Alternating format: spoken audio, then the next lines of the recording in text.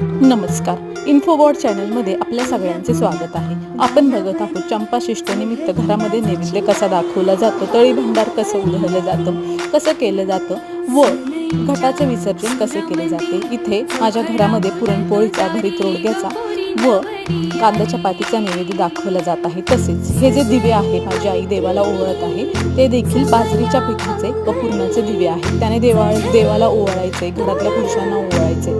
त्यानंतर तळी भंडार आपण करून घ्यायचं. तळी भंडारची प्रोसेस आपण एका व्हिडिओमध्ये पाहिलेली आहे. ते तळी भंडार माझ्या घरामध्ये करून झालेला आहे. तळी भंडारचा सगळा भंडारा देवावर उधळायचा आहे, घरामध्ये आपल्यावर उधळायचा आहे. जय मल्हारचा जयघोष करायचा आहे. येळकोट येळकोट जय मल्हार असं म्हणायचं आहे. त्यानंतर पुन्हा तेवढं तळी भंडार करून घ्यायचा आहे. ही प्रोसेस झाल्यानंतर नैवेद्य दाखवून तळी भंडार झाल्यानंतर हा जो घट आहे 6 दिवस तो उत्तर पूजा करून एकदा उचलायचा आहे व विसर्जन करायचं आहे.